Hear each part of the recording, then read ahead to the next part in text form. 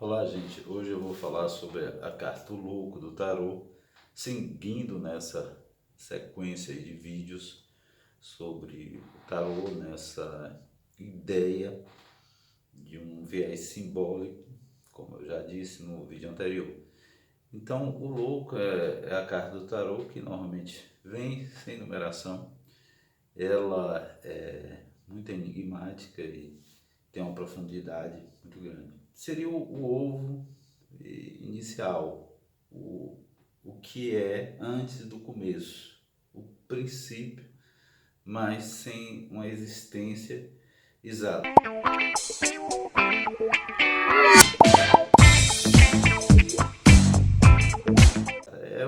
É a semente, é toda a potencialidade. Seria símbolo também do inconsciente. É toda a jornada. Tanto é que muitos autores colocam a numeração do louco como a 22. Mas é o começo e o fim de tudo. Ou pelo menos o começo de cada etapa e onde tudo vai recomeçar novamente. Então, se você faz o segundo grau e vai fazer uma faculdade, você termina um ciclo, começa outro. Então, em cada começo desse, existiria aí simbolicamente a força, por essa tradição, a força do louco, porque você começa em uma jornada completamente desconhecida e muito que você tem é uma intuição, é uma similaridade, um simulacro do que seria a realidade que você vai enfrentar a partir de então. O louco, ele é a criança, é o jovem. Normalmente é representado assim, um jovem próximo a um abismo, isso pelo menos os tarôs mais tradicionais, com algum animal tentando avisar ele, né? Então seria aí simbolicamente a forma, o instinto tentando avisar aquele garoto, aquela pessoa dos riscos que corre, porque o louco normalmente está olhando para frente, para o sol, próximo ao abismo, ou seja, próximo a se ferir gravemente ou ter um grande problema ali, imediato. Mas o louco, ele representa justamente esse lado juvenil, que aposta, que arrisca, o pleno de Deus, o que está na sua total liberdade, é o que está aberto, o que está querendo algo inteiramente novo, criativo, divertido, amoroso. Então, nesse sentido, ele é pleno e expansivo, mas não tem o cuidado devido, porque ele pode realmente se meter numa grande fria aí, com essa disposição. Quando o louco, ou a carta, ou esse simbolismo chega, pode ser justamente isso que a gente tem que se abrir. A gente tem que voltar a uma parte nossa que é mais criança, mas não a própria criança. Temos que entender isso. Há um erro muito grande nesse sentido aí. Um adulto, saibam disso, um adulto infantil é uma lástima de primeira ordem. O que a criança tem são os valores, como abertura, não preconceito, curiosidade, alegria, estar aberta a esse novo e viver intensamente esse novo, essa possibilidade de ser pleno ali.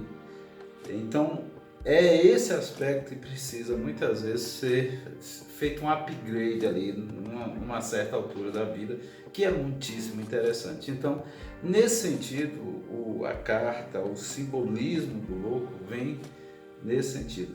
Mas, é claro, existe a parte sombria do louco, que é justamente esse descomedimento, o desregramento, a falta de noção, a fantasia e tudo que vem como vício, como falta de tino, falta de entendimento mínimo das coisas, se arriscar sem nenhuma racionalidade básica, ser totalmente irracional e, claro, a própria loucura no sentido exato de uma psicopatia aí.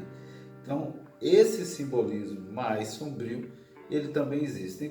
Então, cada contexto aqui vai ditar por onde a gente vai interpretar isso. Porque o louco é a plena potência, mas ele também representa toda a jornada. toda a jornada da vida está dentro do louco, porque ele é completamente o inconsciente nesse sentido aí mais exato. O louco, ele é aquilo que ele precisa em cada momento. Então, se você precisa se arriscar mais, então talvez chegue o momento de se arriscar. Então, é preciso de uma certa dose de loucura. Às vezes, você reclama muito, não, eu fiz uma loucura na minha vida, naquele tempo, mas foi loucura mesmo? Essa loucura não valeu algo que era necessário se fazer? Né? Claro, diferente daquelas loucuras, daquelas coisas que se faz, que são erros e que levaram a resultados extremados. Mas quando há um crescimento na vida, ou quando há um crescimento enquanto pessoa, que é a grande jornada, na verdade, que é esse crescimento, onde o ser interno é que é alimentado, o ser interno, o próprio ser é que faz a sua jornada e melhora enquanto ser humano, aí sim, aí valeu algo aconteceu aí que fez crescer a pessoa. Então, são essas análises. Então, certas passagens, né, arquetípicas do louco em nossas vidas são interessantes, porque aquilo nos fez crescer. Outras não. É ao contrário, é uma derrocada, nos faz ir para baixo, o que é muito complicado. Mas mesmo assim, há de se ter uma perspectiva onde você transforme aquela experiência, aqueles erros, aquelas loucuras em um aprendizado mínimo, porque você sabe, aquilo dali não deve ser feito, ou aprendeu com aquela experiência que foi de fato uma loucura, que foi uma insanidade, que foi uma falta de pensamento, de reflexão, de racionalidade, de proporção, de razoabilidade e todas as coisas que são necessárias em certas avaliações, em certos julgamentos, em certas condições mínimas que nós temos que colocar à vista e à prova para que possamos fazer as melhores escolhas. E isso acontece sempre que nós estamos atentos a nós mesmos, ao nosso desejo, às nossas forças internas e à busca do que é realmente significativo. Porque o que é significativo é o que vai nos dar um verdadeiro farol e a gente não vai ficar tão à mercê das loucuras. Mas a carta do louco, ele representa também a intuição, algo que é intuitivo, algo que é fundamental, às vezes, na nossa vida, e nós deixamos esse lado mais instintivo e intuitivo de lado, quando ele vem com força imperativa ali naquele momento, e é preciso dar vazão, dar vez e dar voz a essa intuição. E esse estado é muito significativo, principalmente feminino, que é muito mais aberta a essa coisa intuitiva e que precisa pelo menos fazer uma análise mínima. Por que aquela intuição chegou? Por que aquela questão ali foi elevada àquela condição ali de um saber, né, sem qualquer razoabilidade, sem nenhuma racionalidade, apenas se sabe que aquilo é um fato.